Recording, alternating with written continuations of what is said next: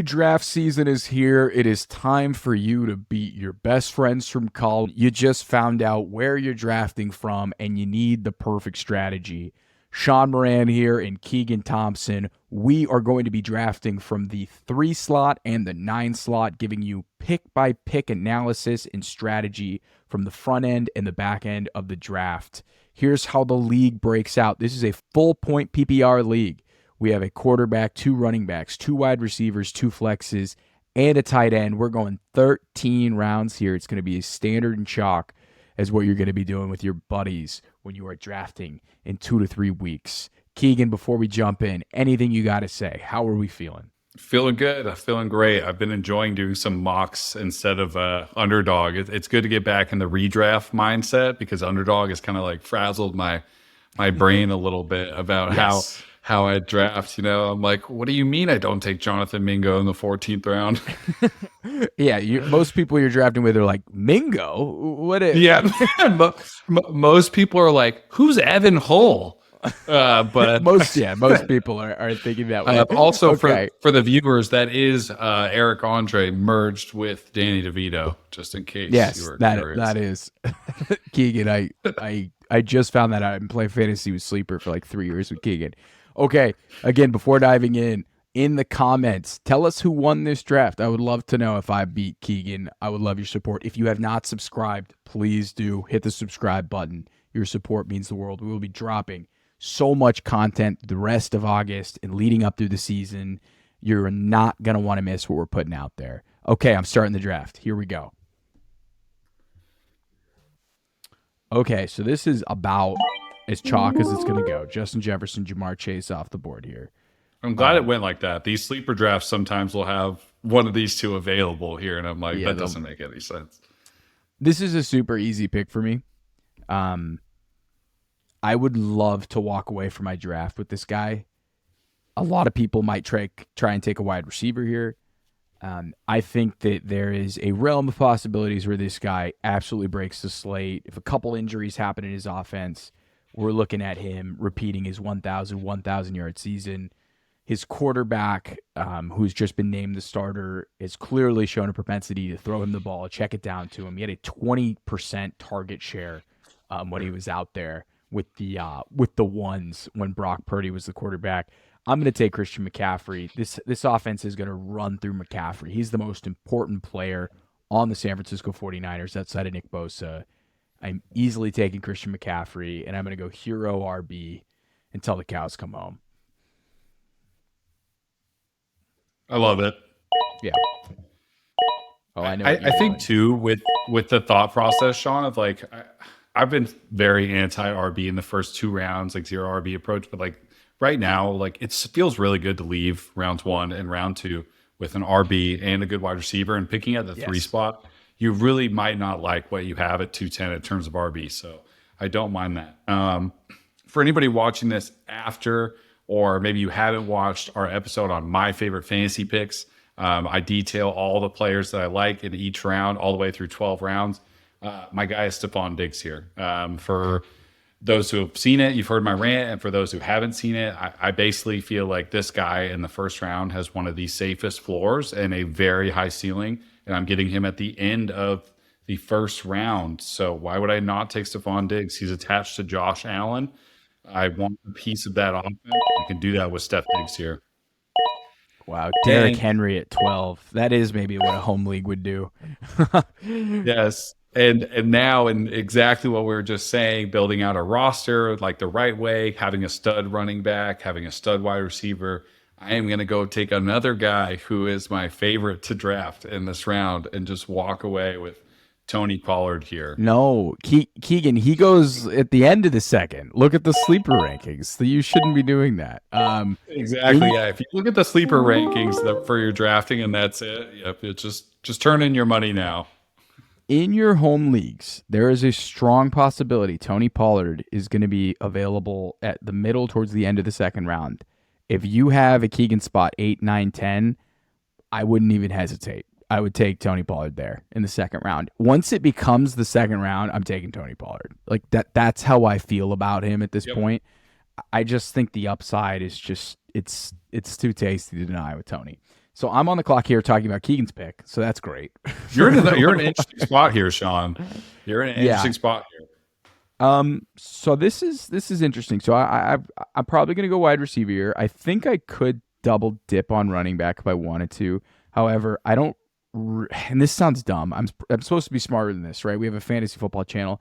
At the end of the day, sometimes I like to draft off of vibes, and the Josh Jacob vibes. I'm sure he's gonna play this season. He was a world beater last year, but I'll take Josh Jacobs in a mock when he's on the field. How about that? When he's practicing, I'm cool with Josh Jacobs. I'll take him. I know that sounds like emotional. I probably should be sharper than that. So I really am going to have to make my decision here on Jalen Waddle, and I'm going to have to make my decision here on Chris Olave.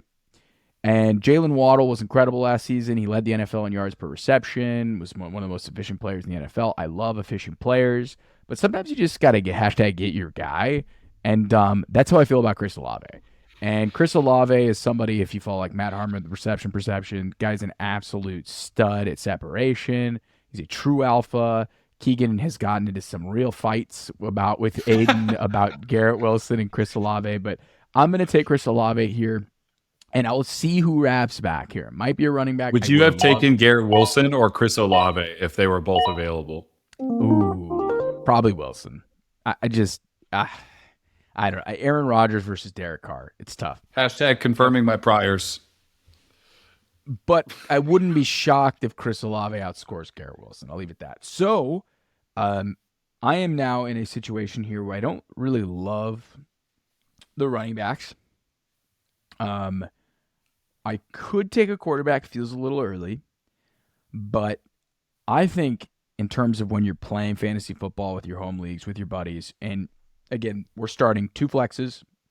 We're doing 2 running backs, 2 wide receivers here. And at tight end, I would love to walk away with an elite tight end. It's just such a great feeling to know when you just know that you're going to have a positional advantage. Travis Kelce's off the board here, but we've really pumped up this Ravens offense. We've tried to be like, which wide receiver is it going to be? Zay, OBJ, Rashad Bateman? And the answer's always been Mark Andrews. This guy is just a fucking tank. Like, Mark Andrews is really one of the only guys in the NFL that can make a legitimate claim that he is the number 1 option at tight end in a high-powered offense. And this is an easy pick in the 3rd round. He's going at like the end of the second. This is an easy pick in the 3rd. I'm taking Mark Andrews. Oh, man. Okay. That's unfortunate. Wow. DJ. Normally, yeah. Well, I was Burrow. actually going to see if Reese would slip, but normally Week 17, I actually, Team 7 with the Week 17, Burrow and Kelsey. Chill out. Chill out. Best ball brain. I'm sorry. I just best ball pilled our audience. I would not usually draft this guy in the 3rd round, but T. Higgins is sitting here at 3-9 for my pick, and I would absolutely do this. I think. Do it. Okay, I understand most people don't want to do that. You're drafting a wide receiver 2 on an offense, right? Like, the numbers aren't necessarily great. Splits with Jamar Chase and T. Higgins are kind of evening out, especially as Jamar Chase has played more games. But I had Higgins last year, and I thought it was fantastic. And I'm looking at who's left here. I've got Travis Etienne, Jahmyr Gibbs. I've already got Tony Pollard. I don't really need to lean on running back position or double dip here. I really want to get another wide receiver. I just feel like T. Higgins slipping right here feels like good value to me. Because if T. Higgins in the 4th on the wrap, I would take him. So if I'm already at the back end of the round and I like him more than the next couple guys, I feel comfortable taking him here. I'd love to hear why you wouldn't take T there. Oh, it's purely emotional. I just didn't make the fantasy playoffs with an absolute wagon of a team because I started T. Higgins the 2 games that Zach Taylor just didn't play him. Nothing against T. He's a hell of a player. I just had post-traumatic Zach disorder, so I can't take him. I can't do it. That's good. I can't do it. It's very good. Great pick. T. Higgins is your wide receiver 2. Sign me up. Great pick. I'm in a unfortunate situation. The quarterback that I like here, and I actually took him in our last mock draft, so I'll try and differ here. But Lamar Jackson is off the board. I have 2 wide receivers now, and I think looking at where I'm going to be picking next, I'll probably pick another wide receiver in that territory. So I'm just going to go ahead and lock in my RB2 and take Kenneth Walker here at 4-4. I did something similar. Feels like a very good pick. I mean, he's such an explosive runner. We really like that offense. He has ability like breakaway speed, and I've got a really good balanced team so far. Yes, Kenneth Walker is your RB2. Sign me up. Sign me the hell up. So we are in the dead zone here. We are in the running back dead zone. So we got to be cognizant about potential landmines that we're going to catch. And also, one of my least favorite picks off the board, Amari Cooper, is gone. So thankfully, I don't have to decide about that. In the fourth round, fifth round, sixth round, I want to leave with wide receivers and a quarterback. That's going to be my game plan. And probably my number one priority target in all of fantasy football is staring me right in the face. So the only issue with this is I don't have a second wide receiver, which feels a little sketchy. But we'll get to this. I went with the last mock draft with Aiden. I showed off how to pull off a really strong wide receiver run in the dead zone. So I'm just going to take my guy, and that's Justin Fields. I love where I'm at. I'm really solid. I have studs at each position, but I really need to find value here at wide receiver. So I was going to be tempted with Dameon Pierce. I'm not going to lie. I was probably going to pull the trigger on Dameon Pierce. He is off the board here. So I can double dip on a handcuff and really open up potential opportunities for pain, right? Because, again, Justin Fields, we love him, but he's going to need to mature as a passer. DJ Moore, love him. Drafted him every year of his career. Everyone who's drafted him every year of his career knows it's a roller coaster. It can be kind of painful. So this is a situation where I can go all in on the Bears and I can feel really good about this offense, or I could lean on maybe another hyper talented wide receiver that I want to draft a ton of in the fifth round. So I'm kind of torn. Both guys are going to be in a low volume passing offense. Both guys are really talented. I don't know. This is a coin flip for me between these two guys. I think at the end of the day, what I saw in year one from Drake London, and the fact that if for some reason this passing offense isn't good for the Bears, I doubled down and it was a fail. And I don't need DJ Moore to be elite for Justin Fields to be elite because of his rushing upside. I'm going to take Drake London here.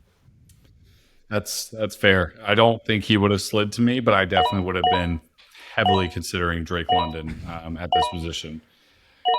That is a huge bummer that Herbert just went. He's kind of my last on this list of quarterbacks I want to take. T-Law, baby. Come on. Come a little. I just think it's too early to take Trevor Lawrence. Not that I have questions. He's actually one of the quarterbacks I really, really like this year. A guy that I'm kind of like flag planting on. But right here, if he makes it to the wrap, maybe I'll consider it. But I really want to get another wide receiver here, I think. I don't love the running backs.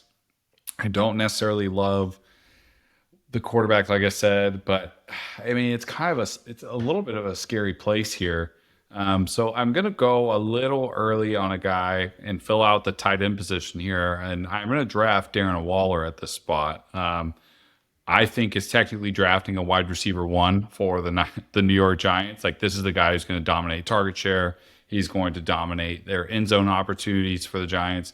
I think he's going to be Daniel Jones' favorite target as the year progresses. And I think he's got an opportunity to have a tight end one season. And I'm just going to shore up that position and have a nice little positional advantage going into every game here.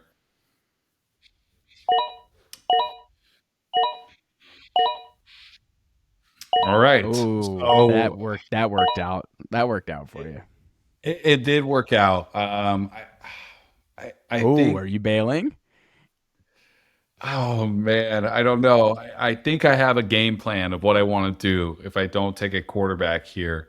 So I'm just going to pause and I'm going to look at the rest of these guys that are available and kind of how I want to draft here. This is a little tough. This is definitely a little tough area here. This is a pivot point. This is a pivot point for you, for sure.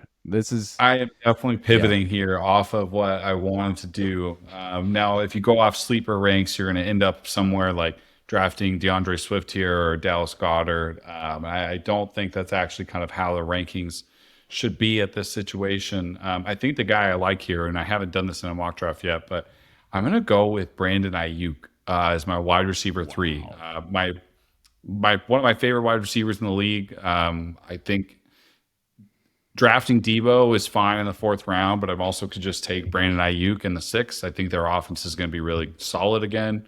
Uh, this could be a mistake here. I'm looking at a lot of guys on the board that I really, really like, but I don't know. It just feels something feels right about this. Normally, I would draft Mike Williams here, but I'm going to try and go a little different variants and build out a different team here. But I'm surprised you didn't go Lawrence. And Team 4 gets Trevor Lawrence here, right? Yeah. Team 4. Wow. Scooping up late sixth round Trevor Lawrence. I've got a Okay. plan at quarterback. Don't you worry. Okay. Okay. I know what you're going to do. Is in the ninth round? Is it the ninth round? Okay. Yeah, he floats around the ninth round. Okay. I don't think I can play here. I desperately need a second running back. I don't know how this guy isn't in the dead zone. I guess you count him as a dead zone guy, but this is a guy I'm super high on, and it might burn me, but because he wasn't necessarily great in year one, but his year one setup was a nightmare. His offensive line was terrible.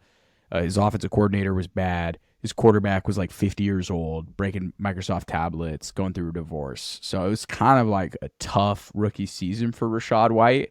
But this guy, as a Wow. prospect, looked fantastic. Size, speed, pass catching ability. He honestly comps favorably, and don't get me in trouble here. He comps favorably to David Johnson. David Johnson wasn't excellent as a rookie. He was pretty damn good in his year two season. I'm going to go with Rachaad White here. I've got a plan at wide receiver. I just need it to fall to me, okay? Come on, baby. Okay. Okay. Take a take a deep breath. Okay. So I need a wide receiver here desperately. Both of these two guys, absolute studs, and I'm going to choose between somebody who literally has never played a season in the NFL without a 1,000-yard season, or somebody who hasn't played a snap yet in the NFL. So that's tough when you're juggling that kind of opportunity, right? I think this team here, if you're looking at it, it's pretty like big swing, go big or go home here, right? There's a lot of like variables and a lot of breakout potential on the team.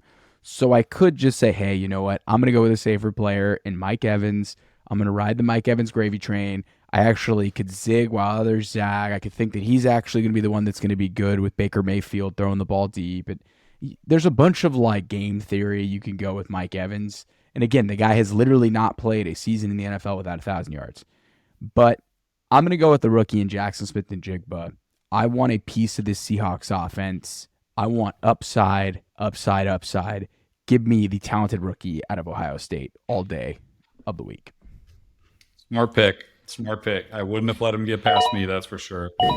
I am going to do the exact same thing and take a guy who has not played a snap in the NFL yet, and I'm going to draft Jordan Addison here with my pick.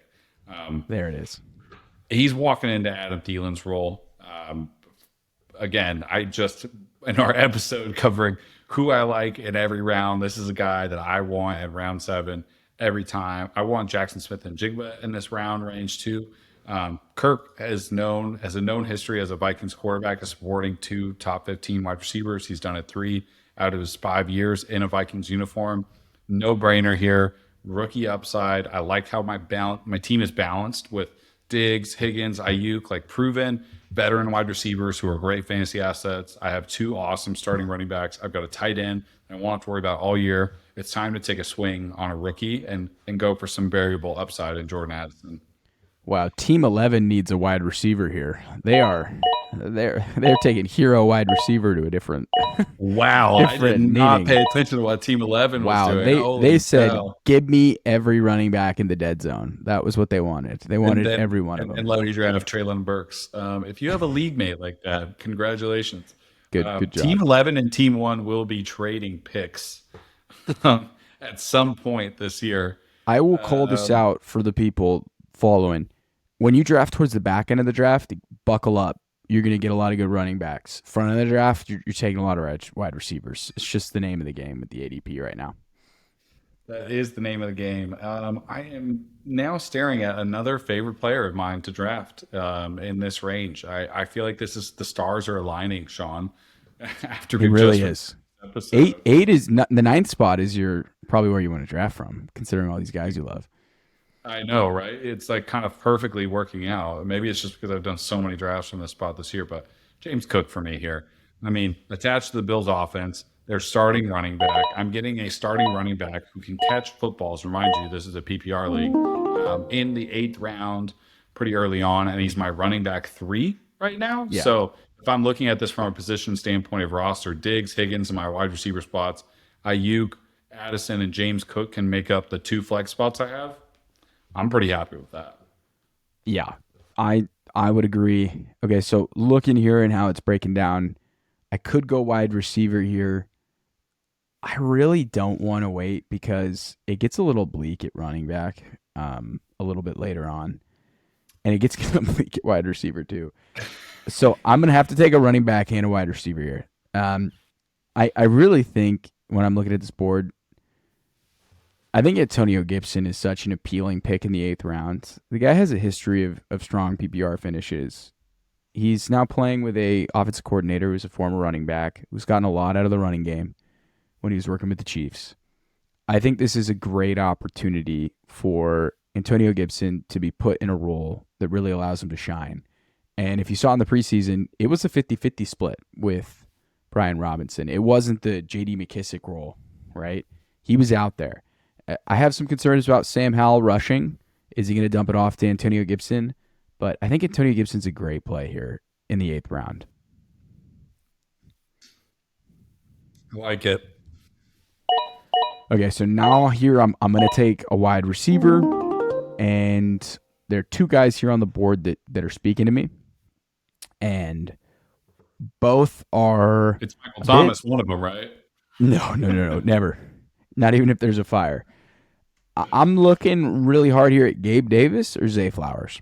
So Gabe Davis is kind of the poster child of this guy got hyped up because of one big performance in the playoffs. He played most last year with a high ankle sprain, ran a ton of routes. Those first couple weeks where he was healthy, he balled out. I'm not trying to make a ton of excuses, but this guy was super hyped up, had a decent season, and you're drafting him in the 9th round. Like, it's pretty cheap for exposure to this Bills offense. And then I have Zay Flowers, who, again, if you're on fantasy football Twitter, like this fantasy football Twitter is like darling. Everyone loves Zay Flowers, the way he moves. However, I think that at the end of the day, I have a lot of like younger players. I know Gabe's like a 4-year guy, contract year. I don't know how much that matters, but I think I'm going to go Gabe Davis here in the 9th round over Zay Flowers. Oh, is he gonna make it now? Oh, yes, and he makes it. My plan has worked out perfectly. It is now time to take my quarterback, Sean. I am taking the quarterback of the future. You're living my Future. dream. You're living my dream Richardson. here. My guy from day one. Uh, For my guy from day freaking one. I just on the record here. I mean, this feels it can be super risky, right? You're looking at the teams that have Burrow, Mahomes, Allen, Hurts, Fields, Lamar Jackson. You're like, oh shit! Like, how do I compete with those elite guys? Like, well, what if I told you that a rookie running back with unlimited rushing upside can be drafted in the 10th round? Will he throw for 3,000 yards? Maybe not. Does he need to have a viable fantasy season? Absolutely not. Justin Fields didn't throw for 3,000 yards last year, still quarterback 5 on the year. Anthony Richardson is if you taught Derrick Henry how to throw a football, and if He Jonathan looks like Taylor, Cam Newton, bro. He looks like Cam Newton. I know he did not have the collegiate career that Cam Newton had, so I know it's blasphemy, but I mean the way he's built, it's like Cam Newton. and if Jonathan Taylor seriously does have issues with the Colts this year, and let's say he re-aggravates his injury and he just pulls himself for the year because he doesn't want to damage himself any further, that is a lot of good goal line opportunity for Mr. Anthony Richardson to soak up. It is. Okay, so 3 targets that I like here. I was going to go back to the running back position because I think it gets really scary after those 3 guys just got drafted. Herbert was probably going to be my pick. I like Penny and Sharbo in this range. Kind of your last opportunity to get some guys who will have like a really good fantasy impact here. But gosh, I'm kind of in a peculiar spot here. on who I'd like to draft. Oh man, I'm gonna do it. I'm gonna draft Elijah Moore. I was trying to stray away from the episode that we recorded together, but I don't want. You're living your dream, Oh, dude. well, actually, whoa. I just realized this guy was here. I'm gonna pivot here. I would take Elijah Moore here most of the time, but Samaje Perine still on the board, which I had totally missed. Um, Javante Williams' knee is like I'm a Javante believer, and it could be scary, but Samaje Perine is going to have some immediate impact in that offense this year. That was a hard This pivot is for me. this is bleak. This is Yeah, bleak. I am not vibing with what's out here right now. I may be reaching way above ADP for some of these next picks. That's just a call out here. I'm not going to ever take Alan Lazard, Jamison Williams. Not going to take Jarrett McKinnon. Not going to take Adam Thielen. Not going to take Damian Harris. I don't need to Chigma Okonkwo. I cannot believe you can get this guy in the 10th and 11th round. I cannot believe Rashad Bateman is there. I mean, talk about a I hyper agree. talented guy. How, again, I've been a little reticent about Rashad Bateman. At least he's practicing. He looks fine. Talk about a guy that could absolutely explode. You're getting him in the 10th, 11th round. I'm going to shore up my wide receiver position. I remember I went all in on Bateman last year in the 7th round. What's really changed? I guess there's more target competition, but the offense should be a higher passing volume offense. Nothing's changed with his talent. It's all about health. But again, the risk is baked in. Upside wins championships. Okay, here we go. Okay, so now I feel like definitely going to be reaching a bit here. Again, I don't need Daniel Jones. I love Sky Moore. I don't need to take Sky Moore right now. I have 5 wide receivers. I need a running back. There's been some reports from the beat writers that this backup running back might actually be in more of a platoon. And when you consider that he's platooning with a man who just went 7th overall in the NFL draft, you're kind of Oh scoffing at no. it. But I think I'm going to snag Tyler Algier here. I think he has a safe floor as a plug and play flex play or bye week guy. And then if anything happens to be John Robinson, we saw what he did at the end of last season. He's averaging like 15, 16 PPR fantasy points a game. So I'm going to go ahead and take Tyler Algier here. Bet you wanted Oof. him, huh? That was tough. Yeah, of course I wanted Algier. If I would have taken more, I would have left P Ryan on the board and hoped for an Algier kind of on the wraparound. Algier's a guy I like. I only have 4 wide receivers. Mind you, I like my wide receivers, but I need to find a guy that I like on my team in this range. And I can tell you right off the bat, I'm not drafting Jacoby Myers this year. I'm not drafting Darnell Mooney unless maybe it's a best ball Justin Fields stack. Rasheed Rice, no thanks. Um, no Sam Laporta for me. I've already got Darren Waller, so I'm not worried about it. And you're kind of left with Romeo Dobbs, Rondale Moore, Jalen Hyatt, Jonathan Mingo, Nico Collins. And none of those guys are actually who I want to draft at this spot. And this is going to be a massive reach on ADP. But at the end of the day, if you're still listening, if you're here with us, these sleeper ADPs and these redraft ADPs, like they don't mean the same things if you're drafting in best ball, right? Like you can kind of throw those all out the window. If you like your team and you're in these last later rounds, like go get some guys you think can actually make an impact. Like drafting a player here for safety is not what you want to do. And with some new news and what I've seen from the preseason, I think drafting Zay Jones might be something I do in my later rounds of redrafts. Zay Jones is getting 2 wide receiver looks on the Ridley Jaguars, and my man Insurance. Christian Kirk is not. Ridley So Insurance. feels like a good swing. So 4 running backs, 5 wide receivers. I'll go back to the well. A lot of those players that I just kind of like detailed on why I don't like and why I do like. Um, it's bleak again for sure, but there's definitely some wide receivers that are good dart throws for me in this range that I'm still interested in drafting a little bit of. And I think maybe one of them that might get overlooked a lot in your redraft leagues is Romeo Dobbs. And I think he's a really good late round flyer in redraft leagues. Not saying Jordan Love is Aaron Rodgers by any means, but Christian Watson, I think until I see more of his wide receiver profile, to me, just like kind of a best ball guy. I feel like Romeo Dobbs getting a lot of good steam from beat reporters and practice and everything. He could be a wide receiver that has a really like kind of safe floor, which you can't say about most people in this range of drafts. So I just scrolled past him. Where'd he go? But I will take Romeo Dobbs here as my next wide receiver. Romeo.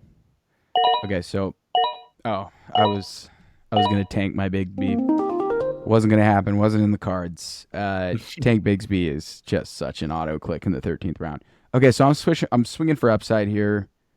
Probably want to add another wide receiver. I don't need another tight end.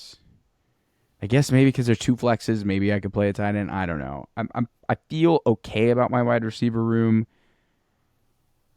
but I think that when you're looking at the preseason snaps, I was pretty surprised how much run Rashee Rice got with Patrick Mahomes in the preseason. So I think he might play more than Sky Moore did. So keep an eye on Rashee Rice in the preseason. Last pick of the draft, my favorite last pick imaginable. If you followed Keegan's favorite picks, it's my favorite last pick of the draft. It was his deep sleeper. Give me all of the Jalen Warren. I No, want all of it. Give me all the Jalen Warren you could possibly give me. that is a massive bummer in my fake draft here that I'm doing. My heart is absolutely broken that I will not be adding Jalen Warren to this Just why don't you roster. take Brock Purdy? Why don't you make everything all right? You gotta make Anthony Richardson feel safe. Little insurance. You know what's really funny is I actually am going to take a quarterback here. Oh, I I thought you were gonna do. say Brock Purdy. I thought you were No, gonna say Brock Purdy. I definitely want a quarterback here, and I want somebody just in case the Anthony Richards thing doesn't work out, or maybe his first two starts are just absolutely horrific, and then they go to Gardner Minshew, and I'll just shore up with somebody like a Derek Carr here. Wow. Wow. That is fun. That'll You're gonna do go it. Derek Carr. Okay, so I went hero RB. I think that's probably the approach we'd classify it. Took Christian McCaffrey at the one spot, Olave at the two. I had to make a decision here between running backs in the dead zone or like DK Metcalf, T Higgins. I just Mark Andrews was just it was too easy. It was too easy of a pick there. Usually don't like to take tight ends early, but it's just come on. It's such a positional advantage. Felt really good about Justin Fields, and then I just swung for upside here in the middle rounds. Drake London has question marks about what offense he'll play, and Rashad White has question marks if he's good or not. Jackson Jigba, is he going to get on the field right away? Antonio Gibson's in a committee. Gabe Davis again, is he good or not? Rashad Bateman, is he ever going to stay healthy? Tyler Algier, how many snaps is he going to get? There's a lot of ambiguity. There's a lot of it's not that clear, I guess. I was going to say obfuscation. I butchered the saying of that, so I probably shouldn't say a high vocab word if I can't even pronounce it. But again, I like my team here. Big swings all across the board. I think this is how you execute a hero RB. Got Justin Fields, which I love, and I feel like I walked away avoiding a lot of the major pitfalls of the dead zone. So I'm pretty happy with it. Keegan, tell us a little bit about your draft here from the 1-9. I think I went with a very balanced approach here. One of the safest first round picks in my mind, and Stephon Diggs, and then I wrapped that with Tony Pollard, and I think right there you're already getting 40 points a week from your first two draft picks if everything goes how we think we're going to go. And then T Higgins is at that pick. Like if he's at the end of round three, I'll take him every time. I think late round two, early round three is maybe a little expensive for Higgins, but some of the guys that I really liked got drafted before him. So I like that there. And then Kenneth Walker for my second running back feels not. I wouldn't call it safe. I would call it relatively safe as long as he stays healthy. But he's a really electric runner.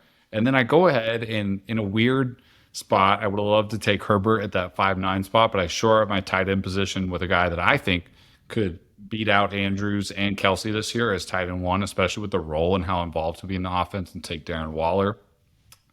Now, this Brandon Ayuk pick here at 6, you could argue that I could have taken somebody like Swift, Lockett, Marquise Brown's another guy I like in this range, but Ayuk is just a guy I like. It's a guy I like to root for in fantasy, so I'm going to get a little Ayuk share, and then Jordan Addison rookie upside swing. You get an RB1 and James Cook at the 8th round. Then I do start my first really not safe pick with Anthony Richardson here as my quarterback Love it. one. And I think you can do that. You can afford to do that when you have a roster how I built out that feels very safe, like steady points a week. And then Samaje Perine, who I think will be good in the beginning of the season. Then just a couple upside swings with Zay Jones, Romeo Dobbs, and then Derek Carr for some Richardson insurance in case he doesn't work out. Yeah, that's a balanced approach. You literally went receiver, running back, receiver, running back. You avoided the dead zone outside of Kenneth Walker, who's our favorite play, probably outside of maybe Damian Pierce in the dead zone. Yeah. So that's how you're going to do it. And Jahmyr Gibbs. We love Jahmyr Gibbs. Come on. All right. But again, you didn't take Alexander Madison, right? Which is just, or Joe Mixon, which is nightmare fuel, in my opinion. Even though Yep. both could have high volume, but that's for another episode. Keegan, this was a ton of fun. Thank you for hopping on. Thank you for doing this. We've seen Aiden's mock draft. We've seen Keegan's mock draft. We'll get the three of us back on. We'll be making magic here on the Regression to the Mean podcast. Thank you, everybody, for tuning in. If you haven't yet, go ahead, subscribe. We're going to be posting a ton of mock drafts. Our rankings are in the feed. Our breakout candidates are in the feed. Our favorite picks are in the feed. You know what to do. Go ahead and watch that content. We're going to here to help you beat your buddies from college, your friends from high school, and your coworkers. Keegan, before we jump, anything you got to say for the viewers? If you're not watching Regression of the Mean YouTube videos, not following us on Twitter, not checking us out on TikTok, your friends are going to make fun of you, and you're going to end up doing last place punishments. Someone's so going don't to say miss out an opportunity to get an edge. Someone's going to turn to you and be like, "Yo, I got a terrible night's sleep last night. I was regressing my mean." And people are like, "What? What? You don't want to not know what that means. Follow the channel. We got you." Exactly.